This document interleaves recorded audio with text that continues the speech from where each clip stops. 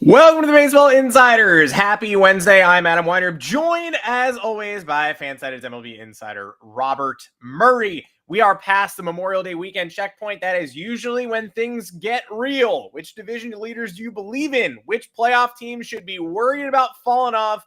Who is the best non-playoff team right now? And where the hell is Roman Anthony? Here to talk me through it and answer your questions. Please weigh in the comments. We would love to hear from you. Is Robert Murray. Robert, welcome to the show. Happy Wednesday.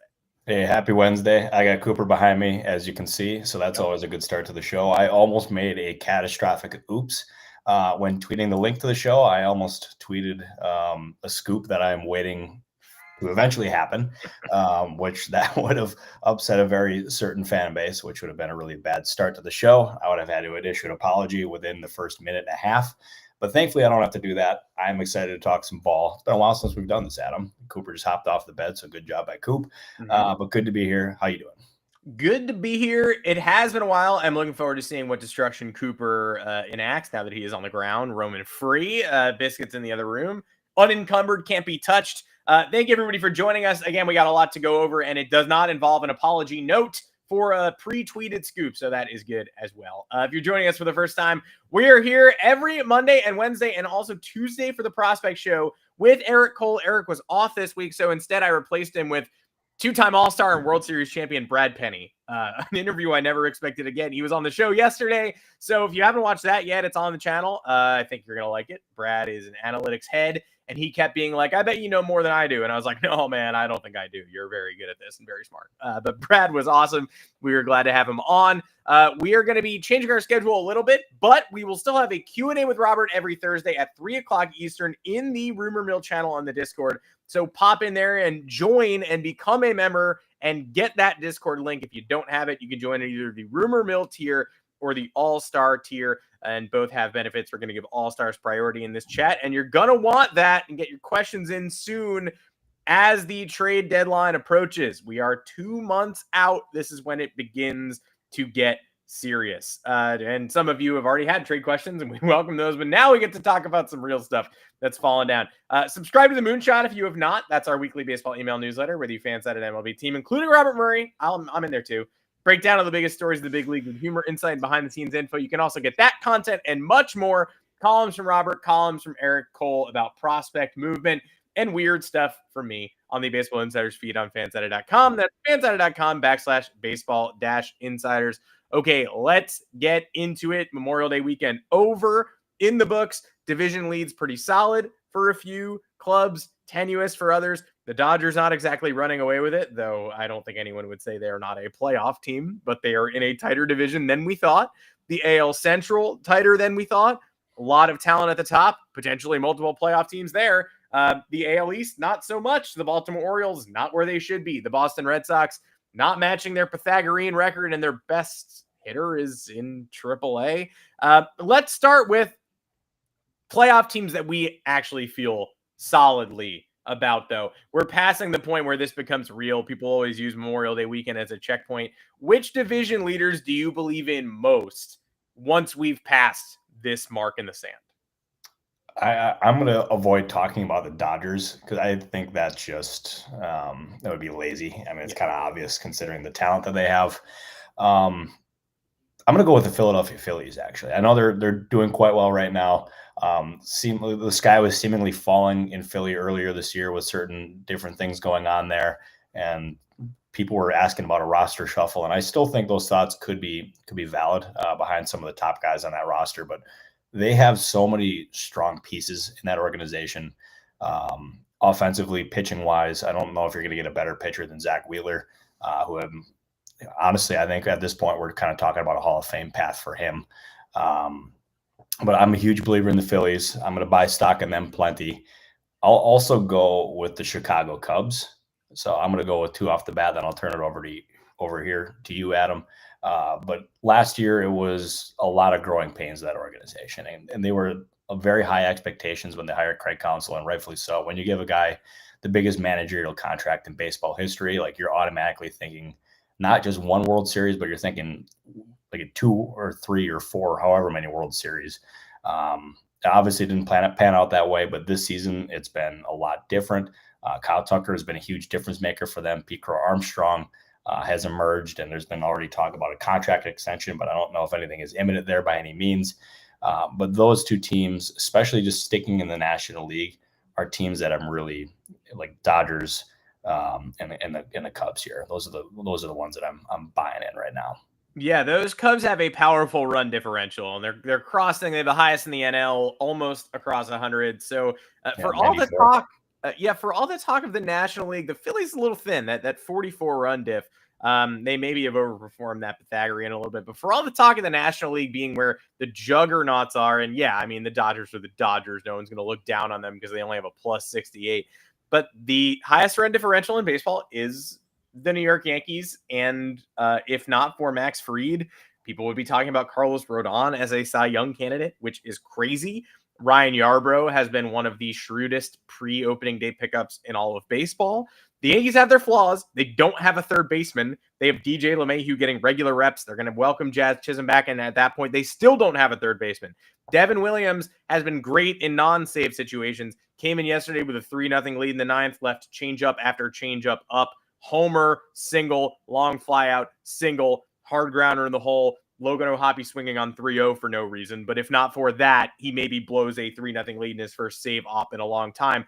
No team is perfect, but the Yankees and Tigers sort of do look like the class of the American League. And for reference, the division leaders right now, Tigers, Yankees, Mariners, and in the NL, you do have the Phillies, Cubs, and Dodgers, who I think were more highly predicted, not just by us, by other prognosticators.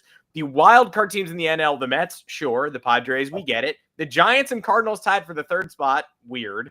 Then the AL wild card, Twins, Guardians, Astros, and the Royals just one game back in the Rays, just one further game back in the Royals, and they have a positive run differential of plus 15. So at this point, I'm not sure if I think, well, they're, early in the year, if you would ask me how I believe in the Yankees, I would have said, yeah, best team in the AL East, Yankees and Red Sox are going to jockey for that position, but probably the seventh best team in baseball behind this wide swath of NL teams. And now I kind of don't feel that way. I think the Yankees and 3 NL teams belong in that same upper echelon of 4.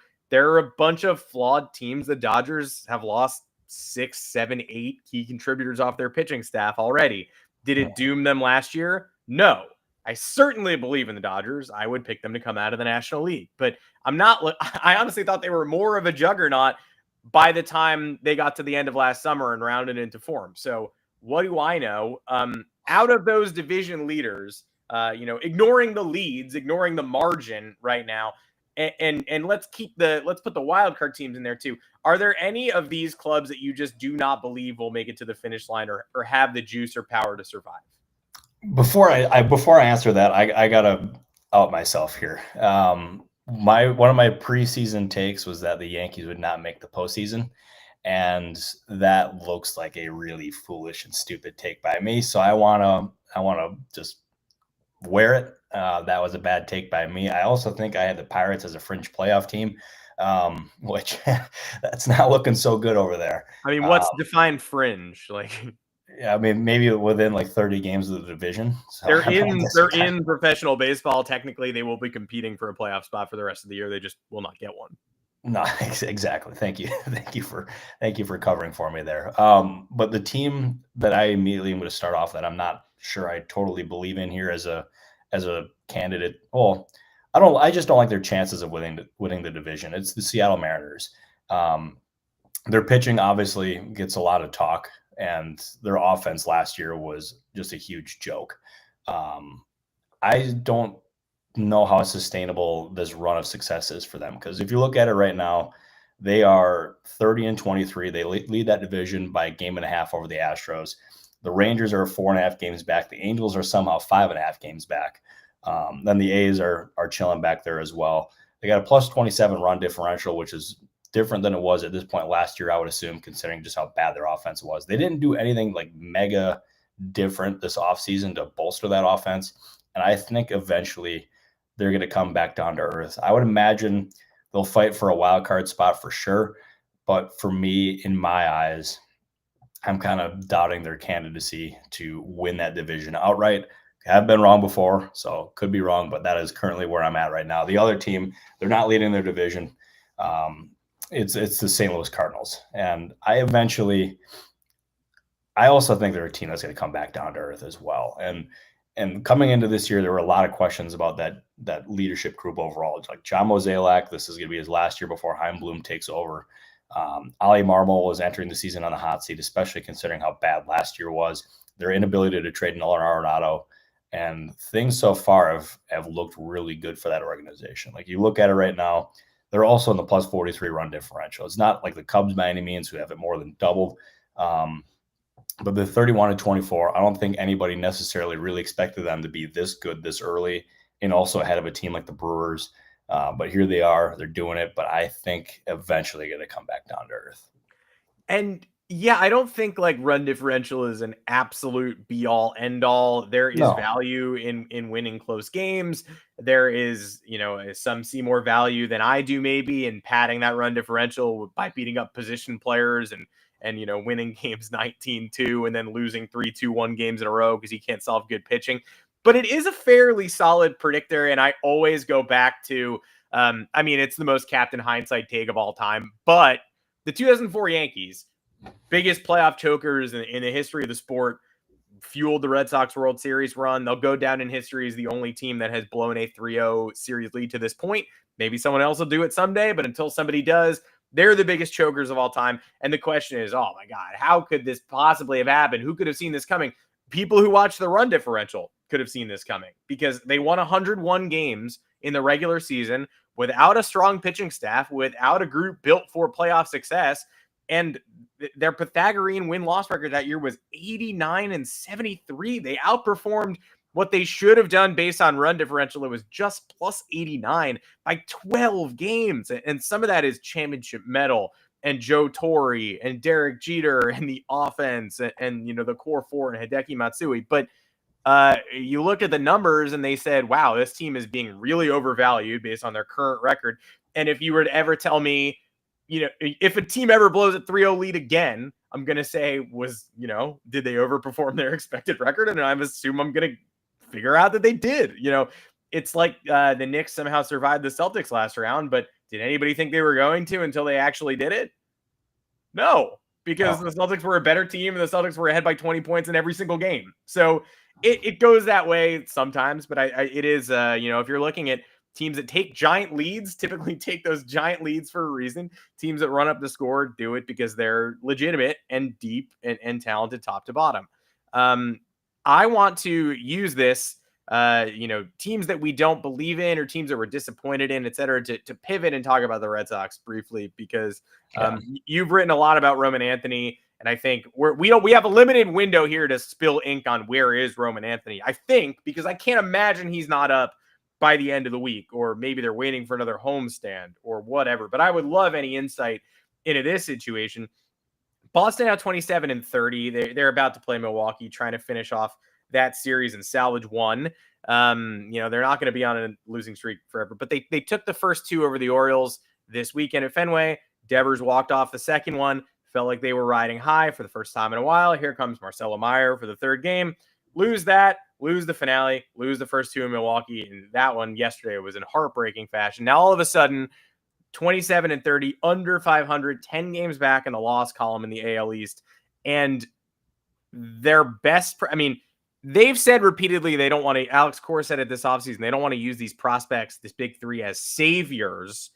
But here's Meyer hitting cleanup in his fourth big league game. And here's another potential savior who can take the pressure off just hanging out at AAA, and Red Sox insiders every day getting on the mic saying, we don't understand why he's not here. So I don't understand why he's not there other than the positional logjam, which we called when they signed Alex Bregman. We called when they extended Cedar Rafaela. They got too many guys, but they need to find room for this additional guy. And I wonder what your thoughts are on where it's gone wrong so far.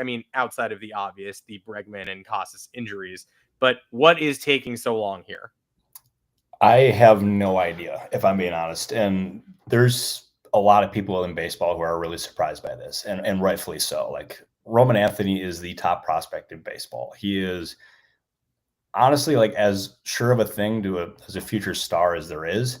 Like I know prospects, they're a dime a dozen. Like they're basically like they're lottery tickets. But Roman Anthony is awesome. He can provide an immediate spark to a franchise that is in desperate need of a spark because they're falling out of playoff contention real quick. I mean, and they're not done by any means. We got over 100 games left, so there's plenty of ball game left. But you can put him into the outfield. You can move a guy like Sedan Rafaela to a super utility role, and that immediately clears up that logjam, at least in the outfield. That gives some more relief to that infield, even though there's already like a good amount of numbers there for sure. But in extending Rafaela, when they did, giving him 8 years for $50 million, they were banking on him taking a big leap, and they were hoping to get ahead of it by doing an Atlanta Braves type extension there, and trying to get value so they can help build their long-term roster even more so in the long haul. But it's not like there's plenty of talent there for sure, but he hasn't taken that same leap, or he hasn't taken the leap that they were hoping for. So moving him to a super utility role while getting Roman Anthony up to the major leagues, to me, seems like the best thing for that organization to do. But it's baffling overall that he's not in the majors. He belongs in the big leagues. And even then, I'm gonna pivot here, and I'm gonna bring this right back to the Pittsburgh Pirates, because it is long overdue that they should be calling up a guy like Bubba Chandler, who is the number 2 prospect in baseball and the top pitching prospect overall in baseball. I have absolutely no idea why the Pirates haven't called him up. Well, I mean, maybe they're trying to delay it for various reasons, but he is just a tantalizingly awesome prospect. He's performing really well in the minors. He's been just really good overall. And considering the state of that franchise and just how little hope there is besides Paul Skeens and various others, there's no reason why that team should not call him up. So for me, the Pirates need to call up Bubba Chandler. The Red Sox need to call up Roman Anthony. It's long overdue. So hopefully both franchises, specifically their GMs, are listening to this and going to call up both of these guys by the end of the night, because the fact that they're not both up at this point is honestly ridiculous. Agreed. And again, I think this is maybe the last show we're going to have the opportunity to talk about why Roman Anthony isn't here, because the people who run the Red Sox are smarter than that. They will find a way. They will get him up, and it might. My jaw was on the floor. I'll never forget when the Red Sox DFA'd Hanley Ramirez out of nowhere. I don't think that's coming for Trevor Story, but I know Red Sox fans are, there's an opt-out at the end of this season that he's not going to take. He's going to be there for a while. So that complicates things as well. I just know look at maybe a difficult conversation, but Roman Anthony will be there. He has to be there.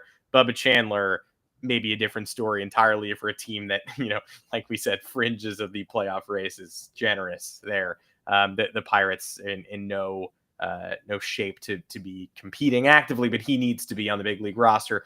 Who is, in your mind, the best non-playoff team right now? The team that is not in a wild card or division spot that we can consider. And it could be, based on the talent on the roster, or at least the talent that started the year, I would put the Red Sox in this mix. I think we all thought this was a 90-plus win team and an AL East challenger, and they've got enough time on the clock to be able to do that. It's still May.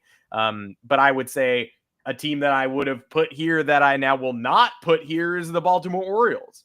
If you ask me, no matter if they could just hang around 500, I would put them in the same bucket as the Red Sox. And no, they're 15 games out of the division, and treading water is generous. So no, I will not classify the Orioles in this bucket. But who would you say is the best team that is not in the playoff mix at this moment? See, there's a lot of teams that we can end up putting into this mix here. You can put, for me, the Royals, who, they've spent big. They have Bobby Witt Jr., who is one of the biggest stars in baseball. And I believe he was my pick to win American League American League MVP. You can put the Rangers in there, although they're kind of a bit of a mess there overall. The Red Sox, for sure, are a great shout by you. And then even in the National League, too, you can look at the Cincinnati Reds, who were your pick to win the NL Central.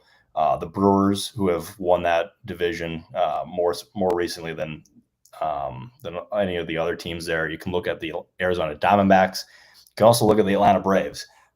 You went with the Red Sox, or I think you're going to go with the Red Sox based on what you just said. So I'm going to mix things up a little bit here. I'm going to stick in the in the National League here, do I go Braves or Brewers? I'm going to go with both, honestly. I think the Braves, they have the ingredients to really turn things around.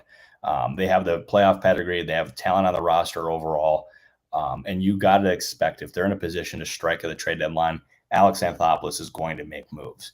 And there's obviously a lot of competition overall in the National League. Like, that is by far and away the best league in baseball so far. So it's not going to be easy for them by any means. But there's a lot of reasons to be optimistic overall about the Braves, despite their slow start. And then going to the Brewers here, their offense has been a real struggle this season. But their pitching depth is about to get healthy. They're about to get Brandon Woodruff back. They're going to get Jose Quintana back. It seems like his return is pretty much imminent here. And then a guy like Jacob Mizorowski continues to loom in the minors. And he's also another prospect I have no idea why is into the major leagues. Like, his control was an issue to start the season, but he's really come into his own. He's pitched really well, and he can provide either time in the rotation, or he can end up following the Corbin Burns and Brandon Woodruff and Freddie Peralta plan, where he starts the season in the bullpen and then eventually works his way up into the rotation in the following season. So there's a lot of different ways that Brewers can go about this thing. But they have been built on pitching for years. They're about to get a lot back, and they're 28-28 right now. Christian Yelich had a walk-off grand slam. So the vibes are kind of slowly but surely coming up in Milwaukee. So I'm going to try to buy stock in them now. So I'm going to go with both of them, even though that technically might be cheating.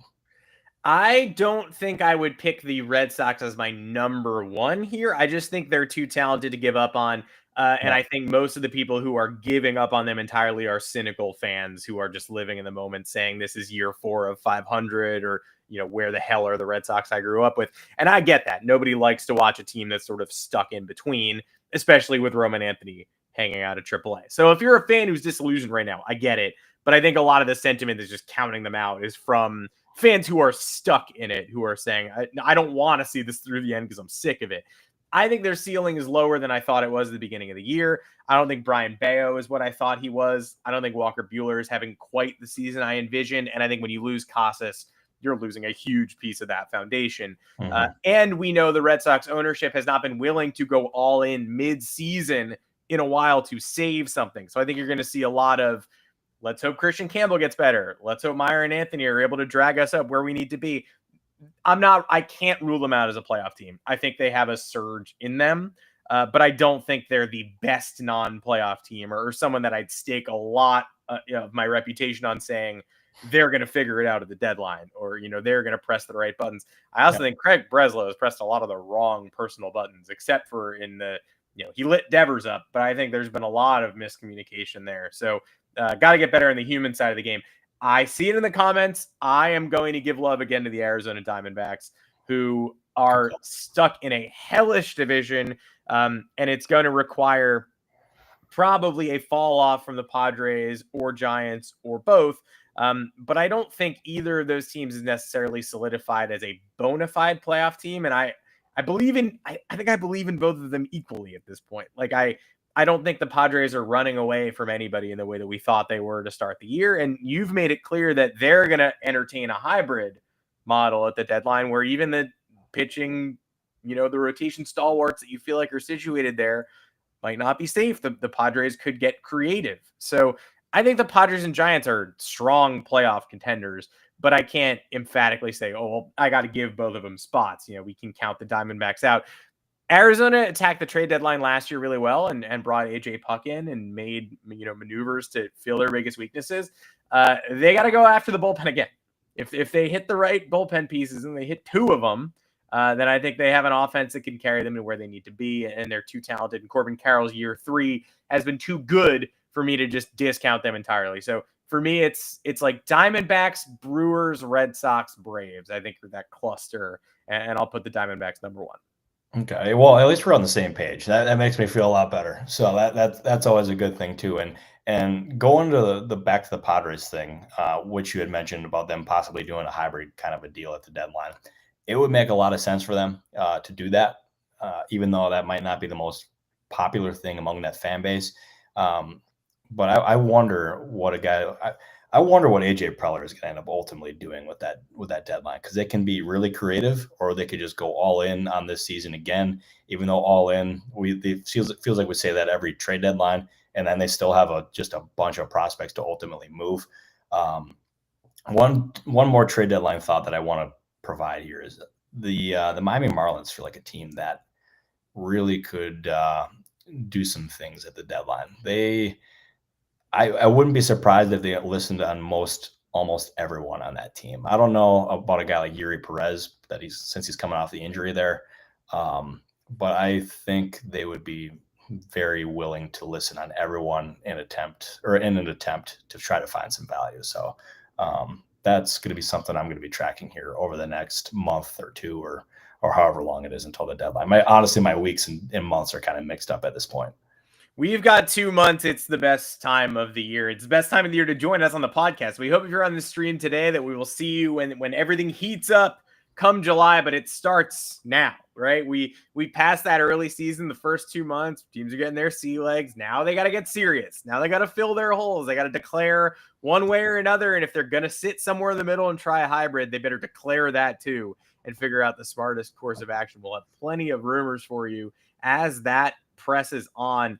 I also wonder, any managers left on that hot seat? Like we're talking about today, we're talking about a different variety of disappointment, right? We're talking about disappointing near playoff teams. We're talking about the Diamondbacks and Red Sox and even the Reds and certainly the Pirates, coming in below expectations. Brian Snitker and the Braves. The Orioles should fire their interim manager if they haven't done that yet.